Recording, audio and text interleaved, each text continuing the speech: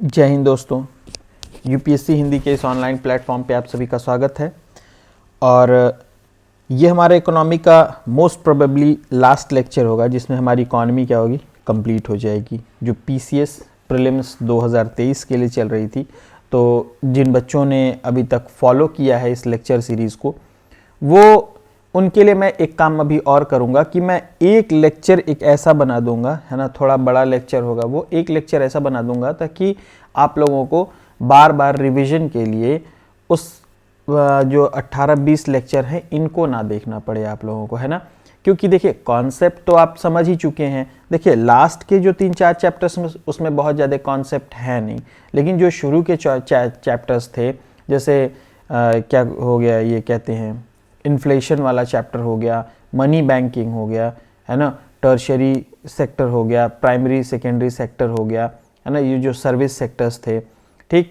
फिर जो इकोनॉमी का जो स्टार्टिंग वाला चैप्टर था, develop, under develop, developing economy, ये सब सारे जो चैप्टर्स थे उनमें कॉन्सेप्ट्स बहुत ज़्यादा थे। तो उधर देखे होंगे आप कुछ क्लासेस में कि फैक्ट्स वहाँ बहुत कम कवर अप हो पा रहे थे, है ना। लेकिन अभी इधर के जो लास्ट के क्लासेस हैं उसमें बहुत ज़्यादा कॉन्सेप्ट जैसा है नहीं, क्योंकि देखिए एफडीआई है ना, एक्सटर्नल डेब्ट्स जो चैप्टर का नाम है। तो इसमें क्या करना है हम लोगों को, कुछ कमिटीज़ के बारे में पढ़ना है, कुछ टर्म्स एंड जो थोड़े बहुत हैं उनको मैं आपको समझा दूंगा, है ना। और बाकी इसके बाद जो अगला चैप्टर है वो है ऑर्गेनाइजेशंस पे, इंटरनेशनल ऑर्गेनाइजेशंस जो हैं, जैसे वर्ल्ड बैंक हो गया, वर्ल्ड बैंक कैसे बना, आईएमएफ क्या है, आईबीआईडी क्या है, आईडीए क्या है, वर्ल्ड बैंक और वर्ल्ड बैंक ग्रुप में क्या डिफरेंस है, उनका हेडक्वार्टर कहाँ पे है, कौन सी ऑर्गेनाइजेशन कौन सा रिपोर्ट जारी करती है ना। ये सब हम लोगों को क्या करना है, पढ़ना है, ठीक ना। ये सारी चीज़ें हम लोगों को क्या करनी है, पढ़नी है इसमें। तो इसके बाद ये मैं मतलब कोशिश करता हूँ, देखता हूँ, टीम से ही बात करता हूँ कि एक वीडियो इकोनॉमी का आप लोगों के लिए ऐसा बना दिया जाए कि आप लोगों को बार बार ना उस लेक्चर सीरीज़ पे जाना पड़े और एक ही लेक्चर देखें। और उसमें एक बात पहले ही मैं कंफर्म कर दूं, एक बात मैं बहुत पहले ही कंफर्म कर दूं कि उसमें कॉन्सेप्ट्स नहीं बताऊंगा, है ना। कॉन्सेप्ट्स मैं रिपीट करके उसमें नहीं बताऊंगा, क्योंकि फिर वो लेक्चर क्या है, बहुत लंबा हो जाएगा, वो लेक्चर फालतू का बहुत लंबा हो जाएगा। इसलिए उसमें सिर्फ फैक्ट्स शामिल होंगे, क्वेश्चन और उसके आंसर, ताकि आप कॉन्सेप्ट समझ ही लिए, बस रिवीजन के लिए, ताकि आप लगभग 1-1.5 घंटे की आप सीरीज़ देख लें और उसमें पूरा इकॉनमी आपका कवर हो जाए, आपको कुछ उठाना ना पड़े, ठीक। लेकिन जो लास्ट लेक्चर देखेंगे, जो सिर्फ सोचेंगे वही वाला लेक्चर देख लें, उनको कोई फ़ायदा नहीं होने वाला है, क्योंकि उनके पल्ले ही नहीं पड़ेगा, सिर्फ आंसर तो उनके पल्ले ही नहीं पड़ेगा, ठीक है। पीछे के कुछ चैप्टर्स के तो पढ़ भी जाएंगे, लेकिन जो कॉन्सेप्ट वाले हैं वो सब क्या है, निकल जाएंगे, ठीक। तो आइए देखते हैं अपना लास्ट ये इकोनॉमी का सेक्शन हम आज कवर अप करते हैं इसको, और इसके बाद एक रिवीजन वाली सीरीज़ होगी बस। चलिए, सीरीज़ नहीं होगी, रिवीजन की एक क्लास होगी। चलिए देखते हैं एफडीआई एंड एक्सटर्नल डेब्ट, ठीक है ना। एफडीआई क्या है, फॉरेन डायरेक्ट इन्वेस्टमेंट। देखते हैं आगे इसको क्वेश्चन के फॉर्म में ही कि क्या है ये। पहला क्वेश्चन है, यूपीपीसीएस में पूछा गया कि कन्वर्टिबिलिटी ऑफ इंडियन रुपीज़, इसका मतलब क्या है, क्या अर्थ क्या है कन्वर्टिबिलिटी ऑफ इंडियन रुपीज़ का। तो मैं इंग्लिश वालों के लिए भी डेफिनेशन बताऊंगा, हिंदी वालों के लिए भी अलग अलग बताऊंगा, है ना, समझा दूंगा उसको मैं हिंदी में, ठीक। तो it's a currency of a country which can be freely converted into foreign exchange and vice versa. यानी कन्वर्टिबिलिटी ऑफ रुपी क्या है, कि यानी कि रुपी आसानी से कन्वर्ट हो जाए दूसरी करेंसी में, जो रुपी है वो आसानी से कन्वर्ट हो जाए दूसरी करेंसी में, और जो दूसरी करेंसी है वो आसानी से कन्वर्ट हो जाए क्या हो, रुपी में। कहाँ पे, फॉरेन एक्सचेंज में। कहाँ पे, फॉरेन एक्सचेंज में आसानी से जब कन्वर्ट हो जाए तो उसी को बोलते हैं कन्वर्टिबिलिटी ऑफ रुपी, है ना, उसी को बोलते क्या है, कन्वर्टिबिलिटी ऑफ रुपी। चलिए नेक्स्ट देखते हैं, Indian rupee was made fully convertible. Indian rupee was made fully convertible on current account. अलग अलग है, करंट अकाउंट है और कैपिटल अकाउंट, ये दो तीनों एक ही में ये। तो fully convertible on current account तो कब हुआ, 1944 में हुआ। कब हुआ, 1944 इसका आंसर है। अब ये पूछेंगे आप सर कि ये fully convertibility on current account क्या है ना। तो current account convertibility means freedom to convert rupee into other currency. Freedom, ध्यान से सुनिए, freedom to convert rupees into other currency, ठीक है ना। रूपी को अदर करेंसी में कन्वर्टिबिलिटी को ही क्या बोलते हैं, करंट अकाउंट कन्वर्टिबिलिटी। क्या बोलते हैं इसको हम लोग, करंट अकाउंट कन्वर्टिबिलिटी बोलते हैं हम लोग इसको, ठीक ना। और नेक्स्ट है हमारा कैपिटल अकाउंट कन्वर्टिबिलिटी। जब दोनों को आप एक रिलेट करेंगे एक साथ में तो आपको ज्यादा क्लियर होगा पिक्चर, ठीक है ना। करंट अकाउंट कन्वर्टिबिलिटी इज रूपी convertibility for purpose of trading financial asset, for trading financial asset, ठीक है ना। यानी कि वो सीधे सीधे वहां पे किस चीज की बात की जा रही थी, वहां पे रूपी के कन्वर्टिबिलिटी की बात की जा रही थी। लेकिन कैपिटल अकाउंट कन्वर्टिबिलिटी में हम लोग ट्रेडिंग बीच में आ जाता है, जिसमें ट्रेडिंग किस चीज का, फाइनेंशियल असेट का। तो वही कह रहा है कि Indian rupee was made fully convertible on current account in 1944, ठीक। ये दोनों भी कवर हो गए। नेक्स्ट है SS Tarapore committee. SS Tarapore committee किस लिए थी, SS तारापोर कमिटी किस लिए बनाई गई थी, ठीक ना। तो ये committee related to full capital account convertibility, अभी जो पढ़ा है ना ऊपर कैपिटल अकाउंट कन्वर्टिबिलिटी, तो फुल कैपिटल अकाउंट कन्वर्टिबिलिटी को कैसे आसान बनाया जाए उसी के लिए क्या बनाई गई थी, तारापोर कमिटी। नेक्स्ट है rupee devaluated first time, rupee devalued for the first time, कब डिवैल्यूड हुई थी, 1949 में। Next, result if currency is devalued, तो क्या होगा, अगर करेंसी डिवैल्यू होगी, अगर उसकी वैल्यू घटेगी तो क्या होगा क्या होगा, export will increase, export will increase and domestic items become cheaper in foreign market, है ना। अगर करेंसी डिवैल्यूड होगी तो एक्सपोर्ट विल इंक्रीज, क्या इंक्रीज होगा, एक्सपोर्ट इंक्रीज होगा। अब कैसे होगा आप ये देख लें, एक्सपोर्ट क्यों इंक्रीज होगा, है ना, क्योंकि अब देखिए दोनों चीज अलग अलग लिखी हुई है आंसर में, लेकिन आप इसको समझिए कि domestic item becomes cheaper in foreign market, foreign market में वो और सस्ती हो जाएंगी। जैसे मान लीजिए कि पहले सपोज कीजिए, आप इसको एग्जैक्ट वैल्यू मत मान के चलिए, करंट वैल्यू नहीं है ये, मैं एक एग्जांपल समझा रहा हूं कि $1 is equal to 100 rupee, $1 is equal to 100 rupee. और सपोज कीजिए कि कोई यहां पे शू है, कोई शू है ना, वो क्या है, 100 रुपए का है, 100 रुपए का है, ठीक है ना। एक जूता है जो 100 रुपए का है, ठीक, और $1 इज इक्वल टू 100 रुपी, ठीक। तो अब डिवैल्यूड होने का मतलब क्या है कि अब $1 खरीदने के लिए और ज्यादा पैसे देने पड़ेंगे, ठीक है ना। डिवैल्यूड यानी अब 150 रुपए देने पड़ेंगे $1 खरीदने के लिए, ठीक।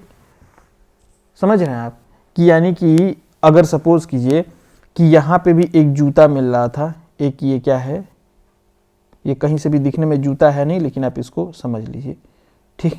ये जूता है $1 में मिल रहा था, और सपोज कीजिए पहले 100 रुपए का, $1 का बराबर 100 रुपए था, सपोज कीजिए ऐसा। ये मैं एग्जाम्पल समझा रहा हूं, करंट वैल्यू नहीं है ये, सीधी सीधी बात समझिए ताकि आपको समझ में आ जाए। तो अब क्या है, 100 रुपए में US से एक जूता मिल जाएगा, है ना, लेकिन अब हो गया 150 रुपए, $1 इज इक्वल टू, तो अब आपको कितने, $1 का अगर ये जूता है तो आपको कितने रुपए देने पड़ेंगे। अगर मान लीजिए सपोज कीजिए 1 साल बाद ये 150 हुआ था, तो अब 150 रुपए का $1 मिलेगा और $1 का एक जूता, तो यानी कि क्या हो गया, आपको और ज्यादा पैसा देने पड़ रहा है। यानी अपने देश में आपको क्या होगा, विदेश से अगर कोई चीज मंगानी है तो और महंगी मिलेगी। और कंपैरेटिवली इनके लिए क्या हो जाएगी, यूएस वालों के लिए, यूएस वालों के लिए क्या हो जाएगी कि अब सपोज कीजिए यूएस वालों के लिए क्या हो जाएगी कि $1 इज इक्वल टू 100 और 100 रुपए का एक जूता, 100 रुपए का एक जूता। अब पता चलेगा $1 इज इक्वल टू 150, ठीक ना। तो $1 देंगे तो कितना इनको मिलेगा, $1 जूता तो 100 ही रुपए में इनको मिल गया, इनके पास 50 रुपए भी बच भी जाएगा। तो ये $3 अगर खर्च कर देंगे, $3 अगर खर्च करते हैं अगर ये, तो इनको कितने जूते मिल जाएंगे, 3 जूते, $2 में, सॉरी $2 में इनको 3 जूते। पहले 2 जूते खरीदने के लिए $2 इनको देने पड़ते, अब $2 में 50 रुपए डिवैल्यूड होने की वजह से $1 में 150, तो $2 में 150 और तो टोटल हो गए $300। अब $300 में इनको कितने जूते मिल जाएंगे, कितने जूते मिल जाएंगे इनको, 3 जूते मिल जाएंगे, 100 रुपए के 3 जूते इनको मिल जाएंगे। तो आपको समझ में आ रहा है कि क्या होगा वहां पे, यानी कि वहां के लोग इंपोर्ट करना शुरू करेंगे, वहां के लोग यहां से जूते इंपोर्ट करना शुरू करेंगे। एक एग्जांपल दे रहा हूं, सिर्फ जूते ही नहीं, एग्जांपल दे रहा हूं कि यहां से 3 जूते, 6 जूते, 9 जूते खरीदना शुरू करेंगे, है ना, क्योंकि अभी मैंने आपको बताया कि यहाँ पे उनको सस्ता पड़ेगा। तो क्या होगा, जब वो इंपोर्ट करना शुरू करेंगे, अपना इंपोर्ट करना शुरू करेंगे, तो क्या होगा, यहां से एक्सपोर्ट होगा इंडिया से, यहां पे एक्सपोर्ट होगा इंडिया से, तो क्या होगा, एक्सपोर्ट बढ़ेगा। इसीलिए इसका जवाब था इंक्रीज इन एक्सपोर्ट। तो ये कॉन्सेप्ट समझ में आया कि एक्सपोर्ट कैसे बढ़ेगा। अब आप इसी से सारा क्वेश्चन सॉल्व हो जाएगा कि जो यूएस के अगर पर्सपेक्टिव में पूछेगा तो इंपोर्ट ज्यादा होगा, हमारे पर्सपेक्टिव में पूछेगा तो एक्सपोर्ट ज्यादा होगा। ठीक, चलिए, और इसका एक नेक्स्ट आंसर था कि domestic item become cheaper in foreign market. बिल्कुल चीपर हो जाएगा, तभी तो वो 3, 4, 5 जूते खरीद रहे हैं। ठीक, next, countries with largest FDI in India, countries with largest FDI in India, सबसे ज्यादा फॉरेन डायरेक्ट इन्वेस्टमेंट किस कंट्री का है? आंसर है नंबर 1 पे सिंगापुर। कौन? सिंगापुर। नंबर 2 पे यूएसए, और नंबर 3 पे मॉरिशस। ठीक है ना, नंबर 1 पे सिंगापुर, नंबर 2 पे यूएसए, नंबर 3 पे मॉरिशस। नेक्स्ट है, foreign investment promotion board works under, foreign investment promotion board works under, किसके अंडर में काम करता है? Under under ministry of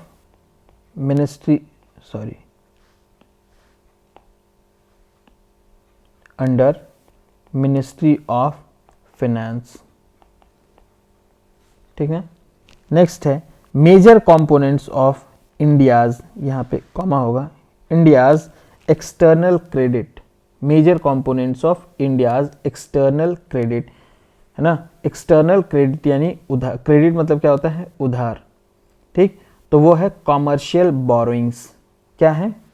commercial borrowing, यानी कि जो कॉमर्स यानी ट्रेड करने के लिए, व्यापार करने के लिए जो हम उधार लेते हैं। ठीक ना। Next,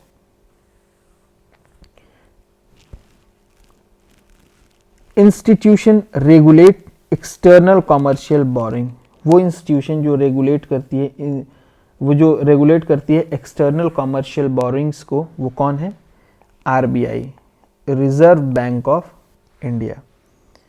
world Bank has classified India as, किस तरह के अर्थव्यवस्था के रूप में वर्ल्ड बैंक ने क्लासिफाई किया इंडिया को? तो less indebted country, less indebted country, यानी कि इतना कर्जा नहीं है हमारे ऊपर कि हमको और कर्जा नहीं दिया जा सकता है, उनके अनुसार हमने कम ही कर्जे ले रखे हैं। ठीक ना।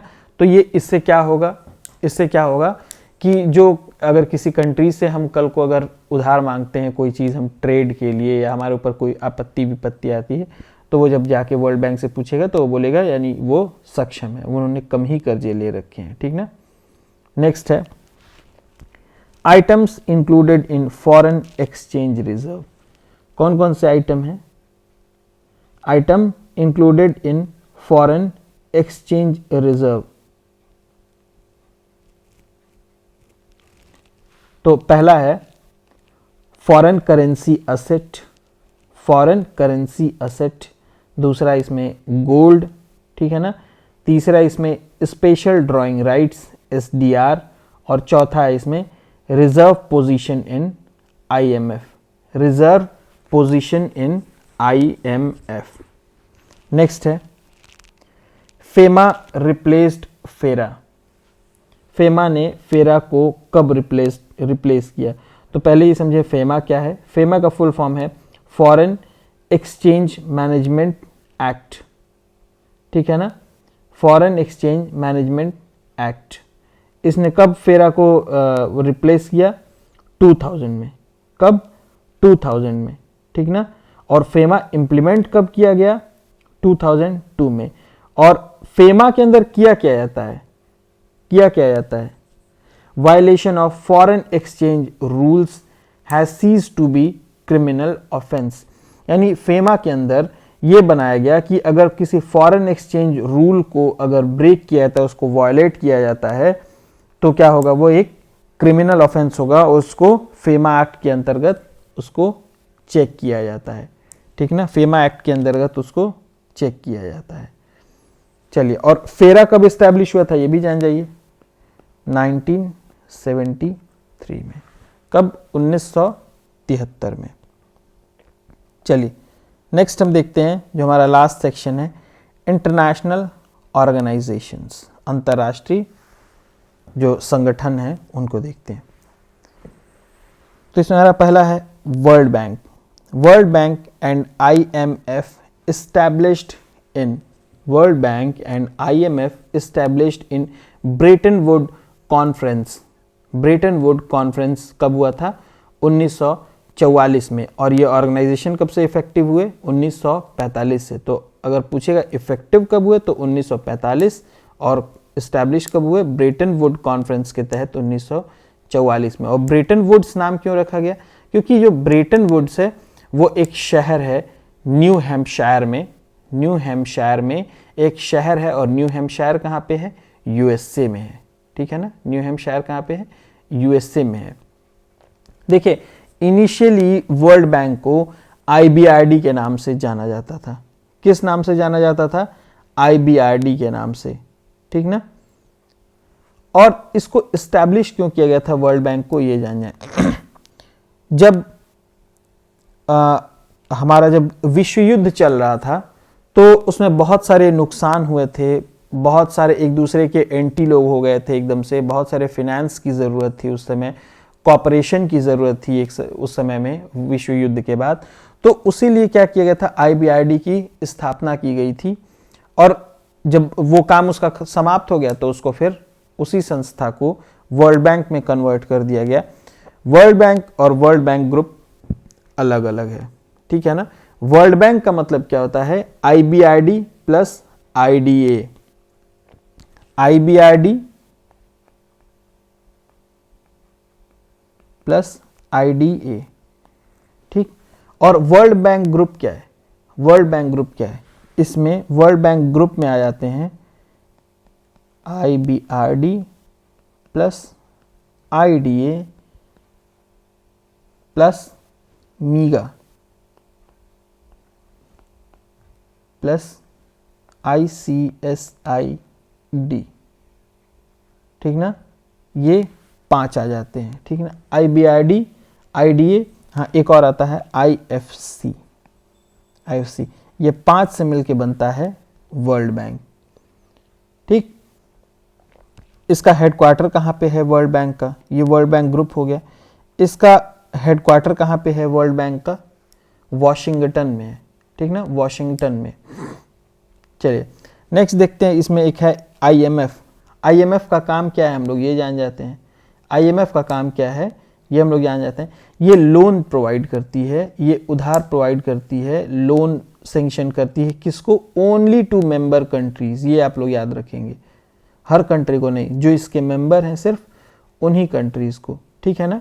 और इसका उद्देश्य क्या होता है? जो बैलेंस ऑफ पेमेंट की प्रॉब्लम है कंट्रीज के बीच में, बैलेंस ऑफ पेमेंट आपको मैंने बताया था कि बैलेंस ऑफ पेमेंट मतलब जो हमारा विदेश में जो ट्रांसफ़र हो रहा है, जो विदेश से हमारी जो चीज़ें एक्सपोर्ट इंपोर्ट हो रही हैं, उनका अगर बैलेंस खराब हो रहा है, अगर मॉनेटरी वैल्यू में, तो उस बैलेंस ऑफ पेमेंट को इम्प्रूव करने के लिए आईएमएफ लोन ग्रांट करती है, ठीक ना। Next, India became member of IMF and world bank. कब बनी? 1945 में, ये ना, जब इस्टेब्लिश हुआ उसी समय, ठीक ना। ये शुरू से ही इसकी मेंबर है, ये 1945, ये याद रखें आप। नेक्स्ट एक टर्म है गोल्ड ट्रेंच। गोल्ड ट्रेंच क्या है? It's a credit system granted by IMF to its member. ये क्या है? इसको रिजर्व ट्रेंच भी बोलते हैं। एक ये क्रेडिट सिस्टम है जो ग्रांट किया जाता है किसके द्वारा? आईएमएफ के द्वारा उसके मेंबर्स को। नेक्स्ट, अब रिपोर्ट्स देख लेते हैं हम लोग। World economic outlook report. World economic outlook report कौन जारी करता है? आईएमएफ जारी करती है, ठीक ना। नेक्स्ट है TRIMS stand for, TRIMS, TRIMS stand for trade related investment measures. इसका फुल फॉर्म क्या है? Trade related investment measures. Next है founder of World Economic Forum. Founder of World Economic Forum, तो इनके हैं क्लॉज, स्पेलिंग लिख लीजिए आप लोग, KLAUSCHWAB। फिर से I repeat it again, KLAUSSCHWAB, Klaus Schwab. ये फाउंडर थे किसके? वर्ल्ड इकोनॉमिक फोरम के। Next, Global Competitiveness Report is published by. Global Competitiveness Report is published by, किसके द्वारा पब्लिश की जाती है? वर्ल्ड इकोनॉमिक फोरम के द्वारा। और जेंडर गैप इंडेक्स रिपोर्ट, ये दोनों रिपोर्ट वर्ल्ड इकोनॉमिक फोरम के द्वारा ही पब्लिश की जाती है। और इसके पैरामीटर्स क्या होते हैं? इसके ग्लोबल जेंडर गैप इंडेक्स जारी करने के पैरामीटर्स क्या होते हैं? Health, education, economy and political empowerment. Health, education, economy and political empowerment. Next है Gender Social Norm Index. Gender Social Norm Index is released by UNDP। Next, Travel and Tourism Competitiveness Index. Travel and Tourism Competitiveness Index is release by World Economic Forum. ये सब World Economic Forum ही जारी करती है। Function of IDA and SAARC. IDA का काम क्या है? लोन सेंक्शन करना, है ना, सेंक्शन ऑफ सॉफ्ट लोन्स। और सार्क का काम क्या है? SAARC, to promote cooperation among South Asian countries. To promote cooperation among South Asian countries. Next, headquarter of UNO and ILO, United Nation Organization और International Labour Organizations, इनका headquarter कहाँ पे है? तो UNO का है न्यूयॉर्क और ILO का जेनेवा।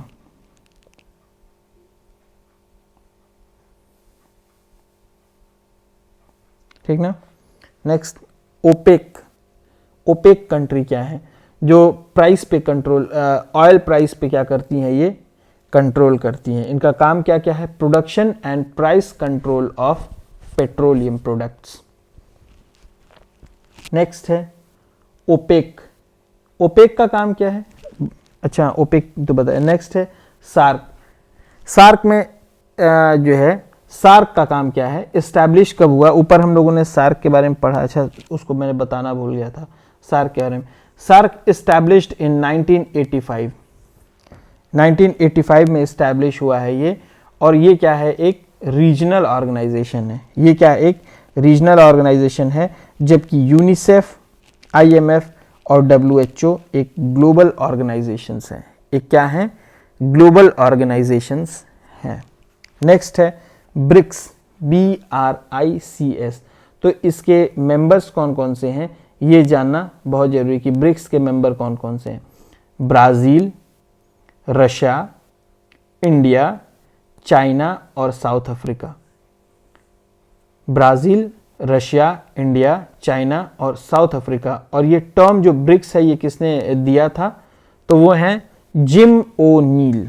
कौन है, जिम ओ नील, जिम ओ नील ने दिया था ये जो ब्रिक्स है ये, है ना। और एससीओ क्या है, एससीओ के मेंबर कौन कौन से हैं, संघाई कोऑपरेशन ऑर्गेनाइजेशंस, इसके मेंबर कौन कौन से हैं, तो 7 मेंबर्स हैं इसके, रूस, चीन, इंडिया, पाकिस्तान, रूस, China, India, Pakistan, Kazakhstan, Kyrgyzstan और उज्बेकिस्तान। कजाकिस्तान, किर्गिस्तान और उज्बेकिस्तान, इतने हैं। नेक्स्ट है एक टॉपिक शायद मैं भूल गया था इसमें डालना, WTO, World Trade Organizations. WTO, World Trade Organization. तो वर्ल्ड ट्रेड ऑर्गेनाइजेशन जो है पहले इस्टेब्लिश हुआ था, तो इसका नाम क्या था, ये गैट के फॉर्म में इस्टेब्लिश हुआ था, GATT, इसका नाम क्या था, GATT, गैट नाम था इसका, ठीक ना। और उस समय 1948 में जेनेवा में इस्टेब्लिश किया गया था। जो गैट है उसको 1948 में जेनेवा में इस्टेब्लिश किया गया था उसको, ठीक। फिर उसके बाद इसका नाम बदल करके WTO कर दिया गया, वर्ल्ड ट्रेड ऑर्गेनाइजेशन। कब, 1995 में, 1995 में इसका नाम बदल करके WTO, वर्ल्ड ट्रेड ऑर्गेनाइजेशन कर दिया गया, ठीक। तो ये हो गई आपके जो है ऑर्गेनाइजेशंस, है ना, ये आपके हो गए क्या है, ऑर्गेनाइजेशंस। तो आपकी इकोनॉमी की ये जो सीरीज़ थी, आप धैर्य बनाए रखने के लिए बहुत बहुत धन्यवाद। आपकी ये सीरीज़ हो चुकी है कंप्लीट। अब आप क्या करें, अपनी जो भी क्वेश्चंस हैं, जो भी चैप्टर्स पढ़ाए गए हैं, इन पे आप PYQ सॉल्व करें। एक बार PYQ को आप क्या करें, सॉल्व करें, और उसके बाद कोई भी टेस्ट सीरीज़ उठा लें जो इकोनॉमी का सब्जेक्ट वाइज हो, PCS के लिए। UPSC वाला मत उठाइएगा, ठीक ना। PCS के लिए जो भी टेस्ट सीरीज़ हो, सेक्शनल इकोनॉमी का हो किसी का, तो वो उठा लीजिए। उसमें आपको मैं ये नहीं कह रहा हूँ कि आपको 100% क्वेश्चन आएंगे ही। आपको अगर आपके 60-65% प्रश्न भी अगर आ गए रिवीजन करने के बाद, तो आप समझिए आपका काम हो गया।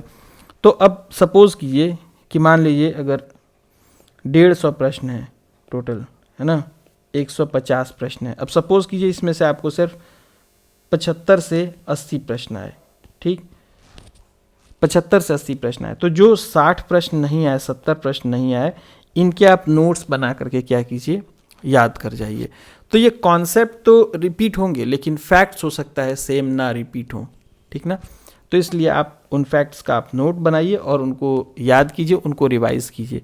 फिर जब कोई इकोनॉमी का कभी टेस्ट पड़ेगा तो PYQ सीरीज़ देख लीजिएगा आप अपनी, ठीक ना। एक ही बार में सारा आपका रिकॉल हो जाएगा। जो रिवीजन क्लास अभी एक बनाऊंगा वो देख लीजिएगा, प्लस जो टेस्ट के आपके नोट्स हैं वो देख लीजिएगा, है ना। इनको देख करके एक बार इच्छा होगी तो कोई बुक पढ़ लीजिएगा, है ना, नहीं इच्छा होगी तो वो भी मत पढ़िएगा। फिर जा करके आप अगला टेस्ट दीजिएगा, फिर इम्प्रूवमेंट होगा आपका, है ना। इस तरह कर करके क्या है आपका धीरे धीरे ग्रोथ होगा आपका। तो चलिए बाकी हम लोग मिलते हैं अपने रिवीजन वाले क्लास में। कोशिश करूँगा कि 1 से 1.5 घंटे में 1.5 घंटे के आसपास की पूरी क्लास हो, ठीक ना, ये मैं कोशिश करूँगा।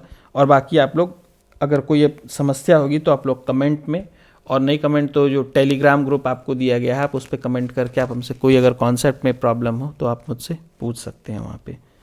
तो इकोनॉमी में ये कंप्लीट हो चुकी है पूरी आपकी सीरीज़। आज के लिए इतना ही। Thank you and have a nice day.